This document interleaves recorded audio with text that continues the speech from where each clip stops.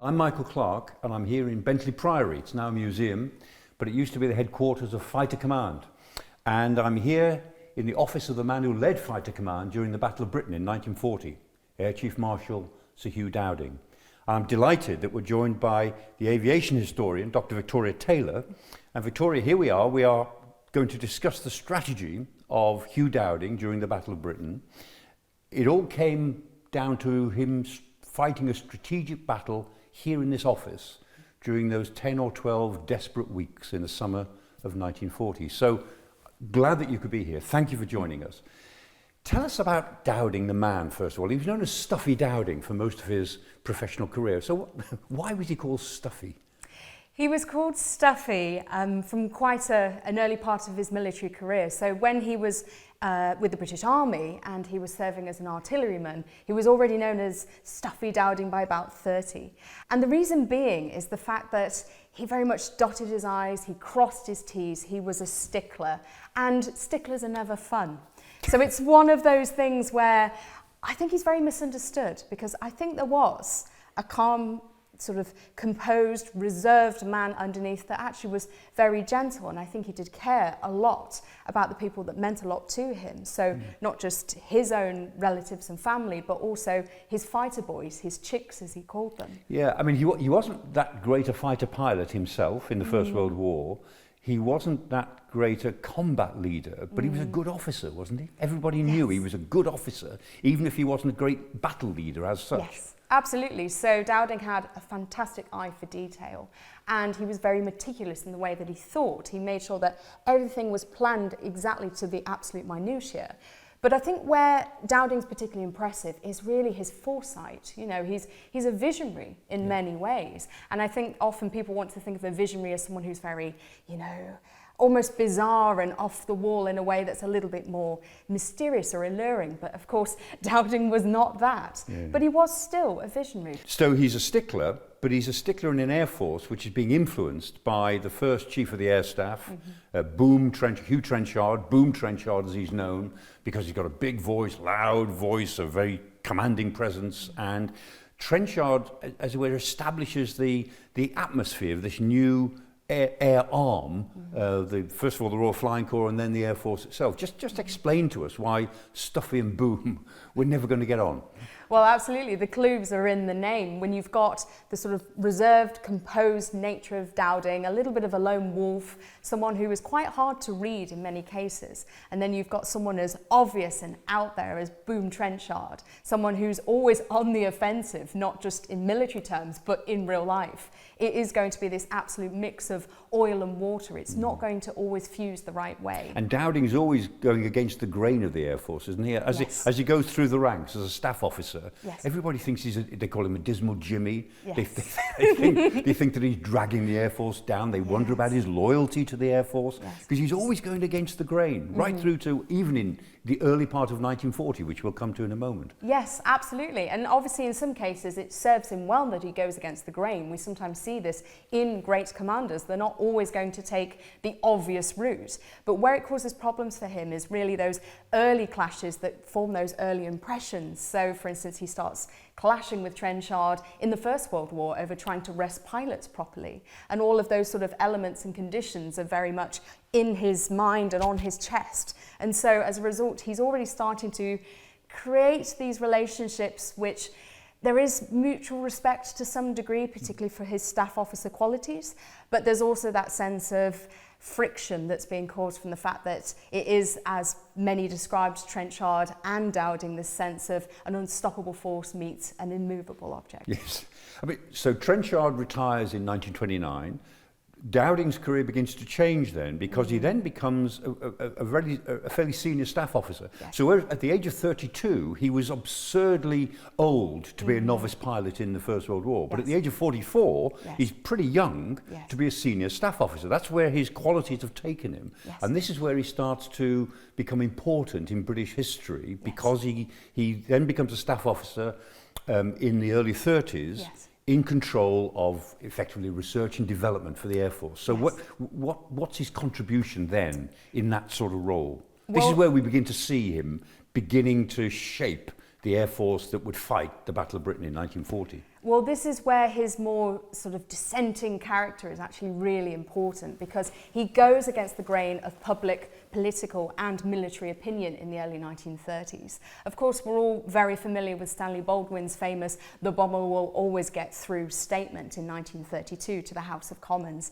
And so that really shapes a lot of the narrative and air doctrine in this period. We move more towards the Trenchard idea of offensive air power.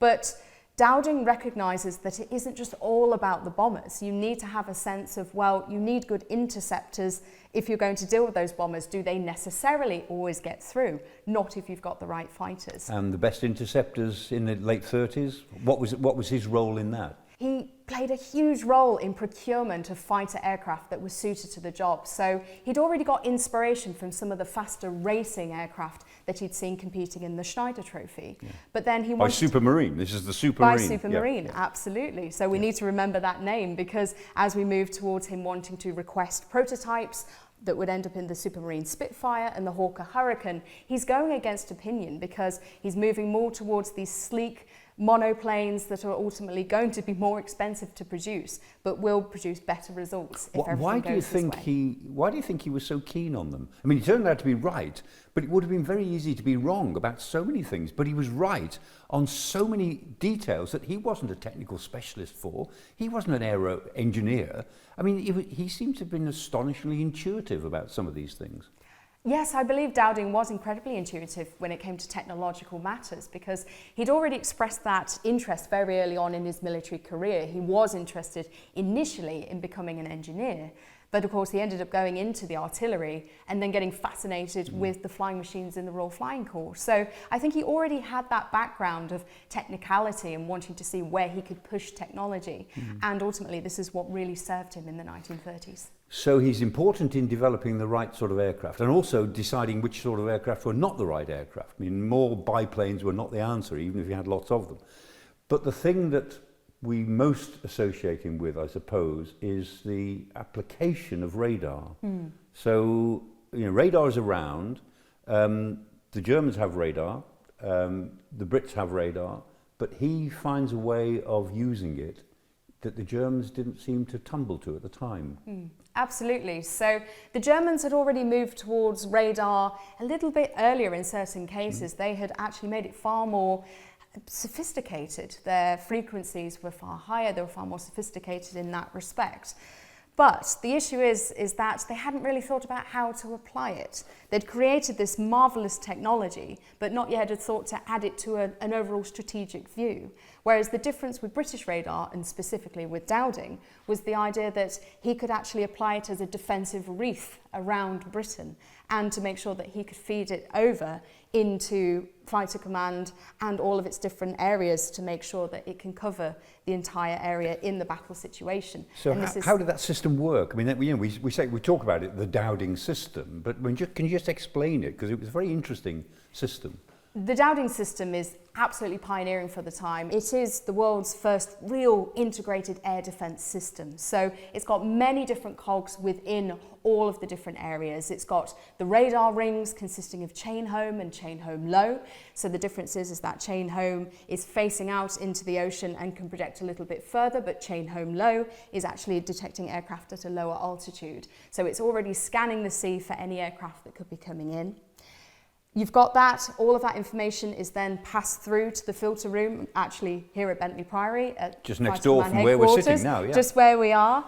And of course, the visual reports came through from the Observer Corps as well, that are later known as the Royal Observer Corps, for their great services whose in the Battle of centenary Britain. is next year, you were telling me? It is, absolutely. And I feel it's very much overlooked, even though it's this fabulous civil defence organisation without which the Battle of Britain would have been missing a lot of gaps. We should pay tribute to all the ordinary people who Yes. served in the Royal Observer Corps. Absolutely. And of course, there's so many more within the Dowding system that we need to honour. So, of course, thankfully, they've become more well known in recent years, but we've got to look at the women of the Women's Auxiliary Air Force, the plotters that helped to make sure to keep the idea of what was happening in the operation rooms, those that were feeding through information from the filter rooms, and then, of course, out to the sector rooms as well, right down to squadron level. And Dowding basically designs all this system, Yes. and he sits at the top of it with a clear strategic vision, Yes. and he makes it work. Yes. Absolutely, he makes it work, and he isn't afraid to go against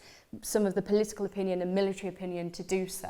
But he does know more than anyone else, and of course General Sir Frederick Pyle, who was part of the anti-aircraft command, he very much said, you know, Dowding was a difficult man in all of these elements, but he knew more than anyone else on aerial warfare.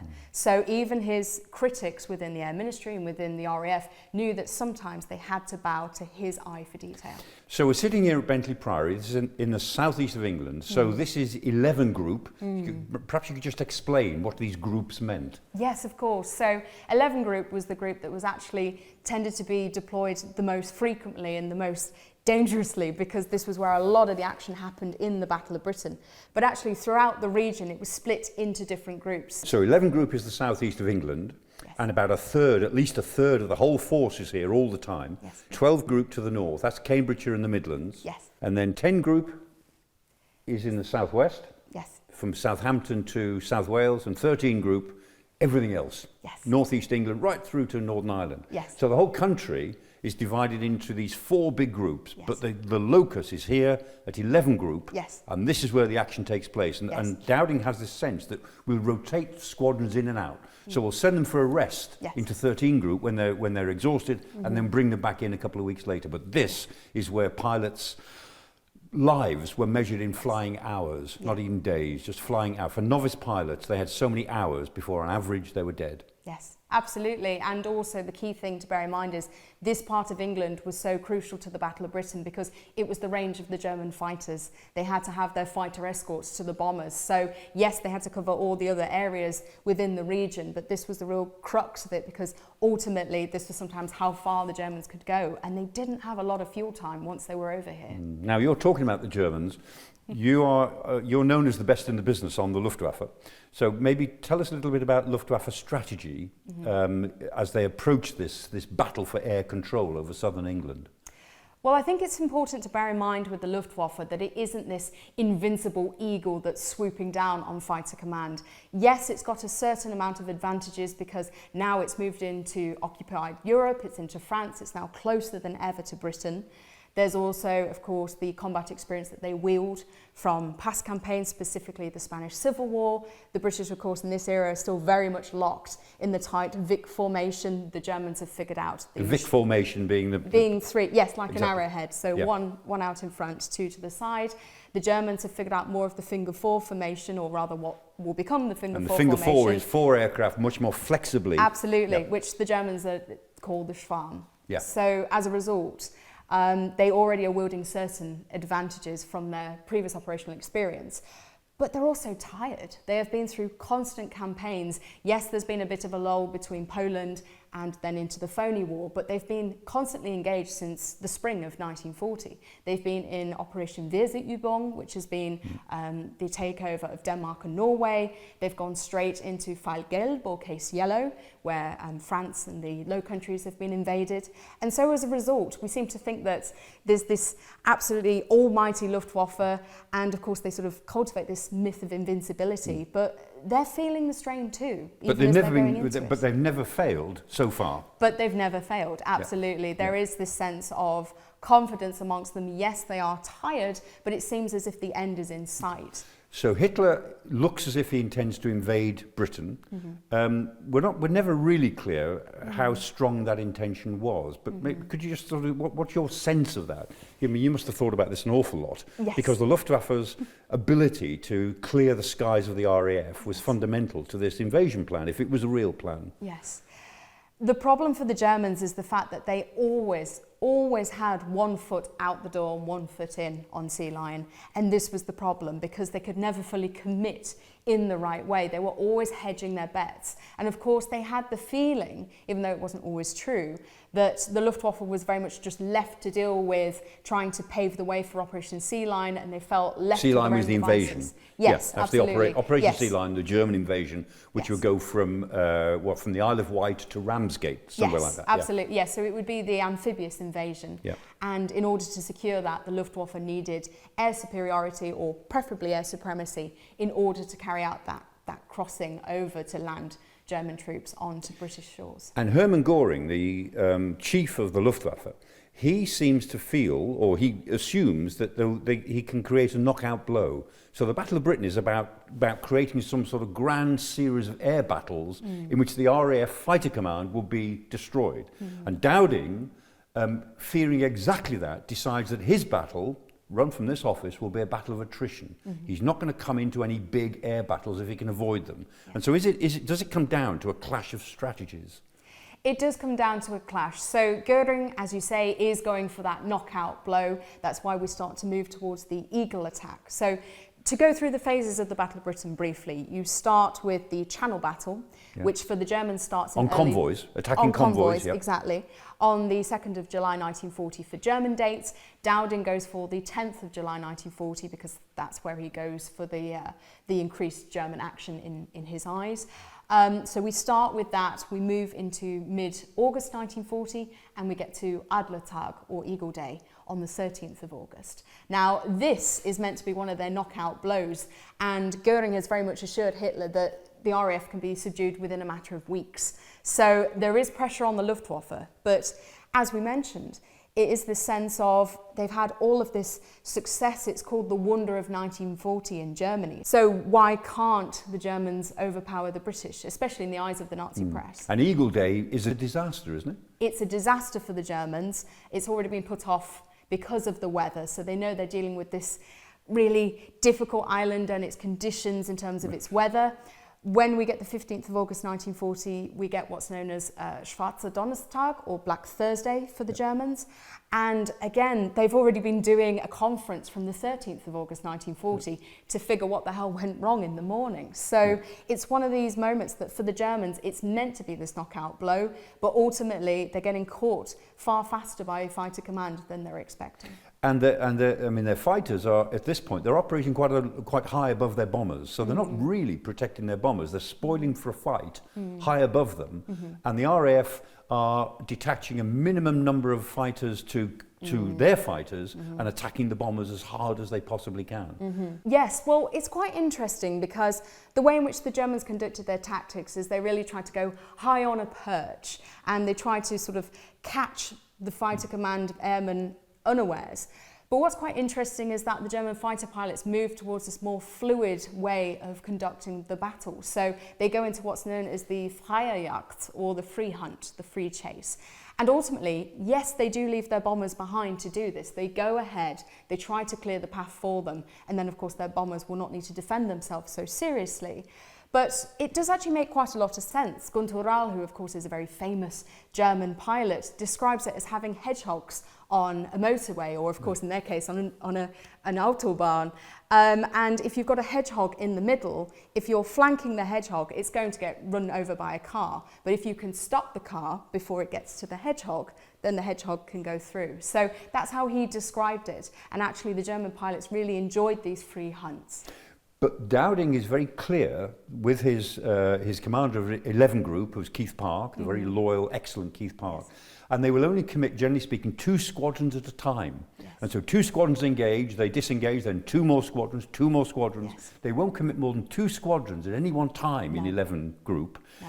And that means that the RAF pilots are always outnumbered. At the point of impact, they're constantly outnumbered, which is why so much romance attaches to the battle. But that was the strategy, wasn't it? That was what Dowding was trying to do, to pick away and avoid this big air battle, which the Germans were trying to set up. Absolutely. I mean, Dowding had always been very conservative with his aircraft. We saw this in the Battle of France. We saw this sense of the fact that he needed to make sure that not too many British fighters were being sent over, despite the intense pressure he was under.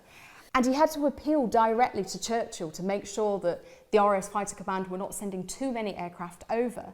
And it's quite interesting because after the war, Dowding spoke about how he knew Churchill was visual and that he worked with graphs. And so as a result, he went to him and presented the losses in France thus far during the fall of France and said, if we continue this way, I will have no aircraft in 2 weeks. And it clicked for Churchill. And that's why it was incredibly important for Dowding to step in and do that, under a lot of pressure from the British and the French, to make sure that he had enough in reserve. And the Air Ministry thought he was being unhelpful. Yes. by putting it to Churchill in such stark terms. They thought, again, he's been a dismal Jimmy. Yes. But he was exactly right. He was absolutely right. And I believe he was right in the Battle of Britain, because if he had not been so careful with all of his resources, this was a battle of attrition over several months. If he had thrown everything all up in one go and it had gone wrong, I mean, the Germans were learning this early on in the Battle of Britain, then it could have been absolutely disastrous. So let's talk about Trafford Leigh-Mallory. He's the commander sitting up in 12 Group, Yes. up in the further north in Cambridgeshire. And Trafford Leigh-Mallory is desperate to get into the battle, to get his squadrons into the battle. And one of his squadron commanders is the famous Douglas Bader, leading 242 Squadron, Hurricanes, flying out of Duxford. And Leigh-Mallory and Bader behind him, using Bader's experience, very famous pilot, the legless air race and so on. He says, look, we've got to have a big battle. We need a big wing. We need to get 5 squadrons all in the air at once to mix it with them, like in the First World War. And so Dowding is holding off this challenge. So, I mean, what do we make of the big wing? It was a completely different tactical idea. Maybe it would have worked. I can understand the logic behind the big wing, because at the end of the day, when you're fighting for your very survival over days and months and you're losing more and more men, I can understand why you want that magic solution, that silver bullet that's going to make sure that the Germans do not come back again. But having said that, it just wasn't really practical in terms of the technology they had, in terms of the aircraft trying to coordinate them all together. It just wasn't really Getting practical. 5 squadrons in the air in one place all at once. Absolutely. Yeah. Trying to get 5 squadrons, trying to coordinate so many fighter airfields at once, making sure they're not colliding. And of course, the problem is that they're actually frittering away the advantages of the Dowding system, because chain home can detect aircraft up to about 20 minutes away just before they get to the coastline. But if you're taking 15 minutes trying to get your big wing up into the air, you are wasting that time advantage that you've got. Tell us about the 15th of September. This is still celebrated as Battle of Britain Day. So after Eagle Day, we get to 15th of September, which is another maximum effort day. It's one of those grim days among many grim days. And we regard that as the day in which the battle was won and lost. Yes. Just tell us about, that was a Sunday, wasn't it? Tell us about the 15th. It was. So the 15th of September 1940 was a day that seemed to validate the big wing theory, because of the fact that they did send far more fighters up than usual, and it did overwhelm the Germans. They managed to get the pounce on that day. So ultimately, it seemed as if it was a solution. But I think what we've got to bear in mind is, to have even had enough fighters to do that, you would have had to be very careful with your resources. And Dowding actually enabled the big wing, even if he didn't approve of it. Yeah, I mean, this enormous Armada, this Luftwaffe Armada, came in towards London. I mean, the bombing of London started the previous weekend on the 7th. And there was this Armada, and we're coming to do to you during the day what we've been doing to you every night this week. Yes. So come up and fight us.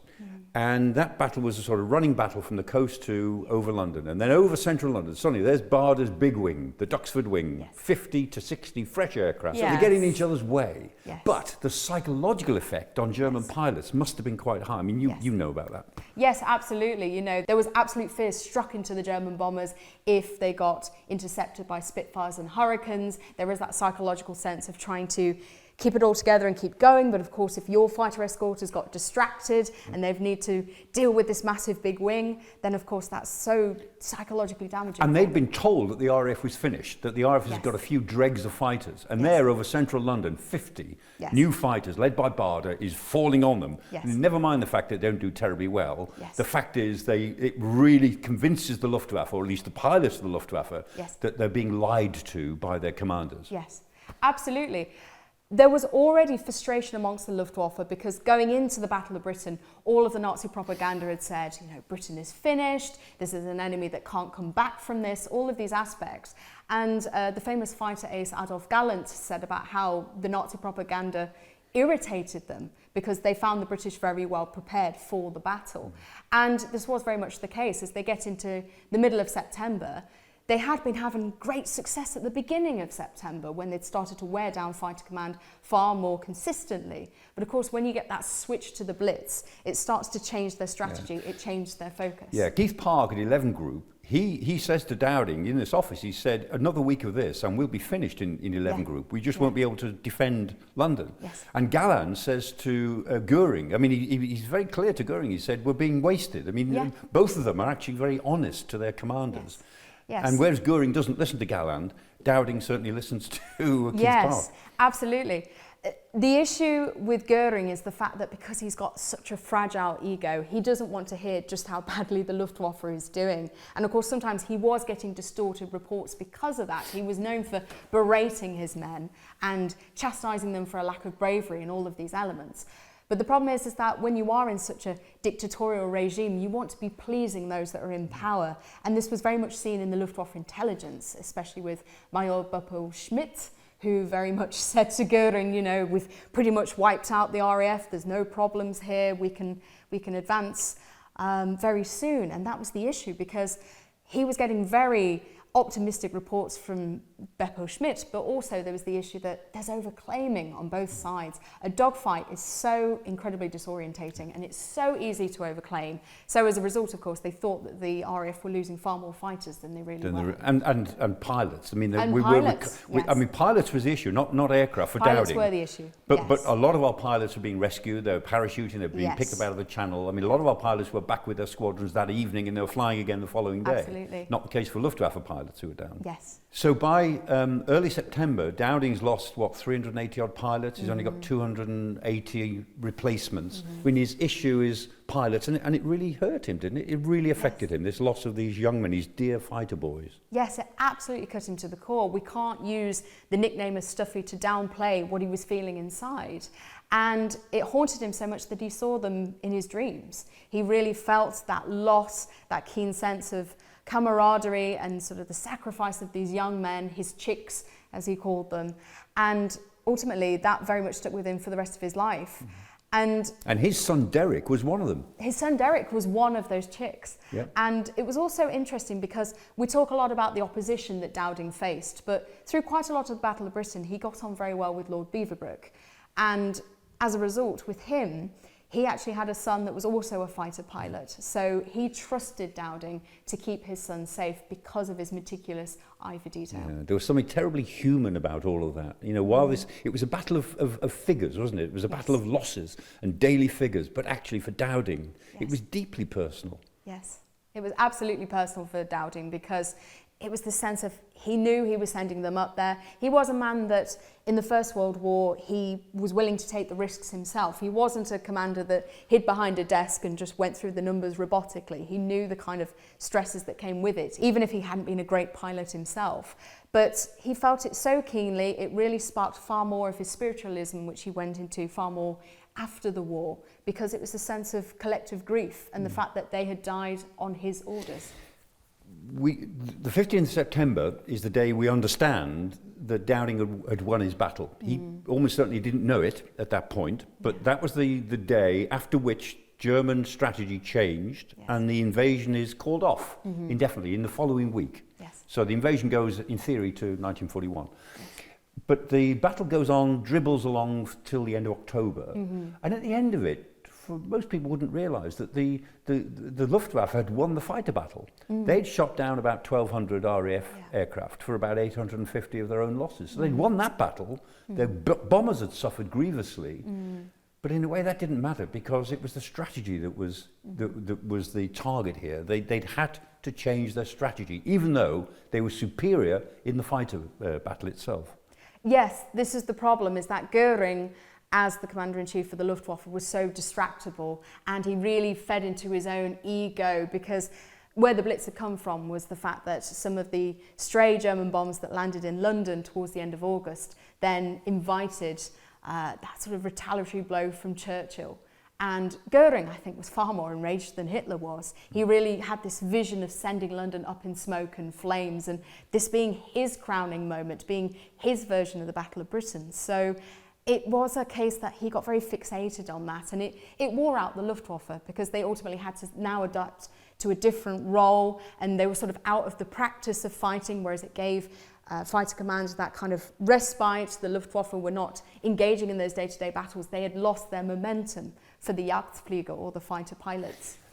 So Dowding has won his battle by the end of October. In November, he's retired. Yes. I mean, it was his 8th notice of retirement in his career. For the 8th time, he was told him that he must now retire. Yes. And it looks, and he retires, goes on to the retired list in 1942. Yes. he's given other jobs to do in the meantime, but it looks as if he's been sacked. Yes. In the very moment of victory, he and Keith Park, Yes. the great, excellent commander of 11 Group, who were at the heat of the battle, they look as if both of them have been kicked out. That doesn't reflect very well on the Air Ministry, does it? It doesn't reflect well on the Air Ministry, but of course they are going to protect their ranks and protect their own. So that's why Dowding's legacy after the Battle of Britain does get a little bit besmirched, and it goes out with a whimper. It should be this amazing crescendo, this moment where he's absolutely saved the nation. But unfortunately, the Air Ministry has got its own agenda, and it's starting to point at the fact that Britain's cities are going up in flames, rather than the fact that Fighter Command are still in the fight. Yeah. And in November 1940, he leaves this office for the last time. Sholto Douglas is coming in to take over Fighter Command. And after all the battle, as he leaves the office, he walks out of that door, he goes out to the entrance hall, Sholto Douglas is coming in, he says, "Good morning," and walks past him. Yes. And that's it. That was the handover. Yes. That's typical stuffy Dowding in one sense, but oh, he was bitter. He was so bitter. He was bitter, absolutely. And he does try to change his own narrative. I think this is a man that was treated badly by the Air Ministry, by the RAF. But I also think there are moments where he does try to reclaim his narrative because of that. Yeah. And the fact that he moves into, for instance, talking about Fighter Command being under terrible, terrible pressure in terms of the odds they faced, it's not quite accurate in the Battle of Britain. Yes, Fighter Command is outnumbered in July 1940, but it's also one of those things that, of course, the Germans are split between trying to get their bombers across and taking Fighter Command down. The problem is that when we get into August 1940, it's closer to about 1,000 operational fighters apiece between the two sides. But of course, Dowding still wants to push forward that narrative that the discrepancy was, you know, far more lopsided and it was towards the Germans. It's time to think about the legacies. So, briefly, what do you think is the Battle of Britain's importance in British history, and what is Dowding's legacy in relation to that? So, what's your sense of the Battle of Britain? How significant a battle was it? It was not only important to British history, but vital to European history. And I think we don't always focus on that because it isn't just a British effort, it is an international effort with all the Nazi-occupied countries behind, with the Commonwealth behind, and it's incredibly important to show the Germans that they're not invincible in the way they think they are. So that in itself is a defining moment. Many describe it as an out-and-out victory. I don't think so. I think it's more of a defensive victory, but it is a victory nevertheless. And I think to not call it a victory is to undersell Dowding and his achievements. And Dowding himself, for all of his difficult persona, hard man to approach, hard man to like in some ways, his significance as a strategic commander. I mean, what is his legacy? Dowding's legacy is that he could always see beyond the end of his nose. He very famously said to Lee Mallory once that his problem was that he couldn't see at the end of his little nose, and Dowding could. He was very much a man that he wasn't just looking into the next month or the next week, he was looking into years. He was looking into this sense of, you know, making sure that night fighters are equipped with airborne radar, with making sure that all of these developments are kept up to date. He very much fought for the airmen to be properly protected.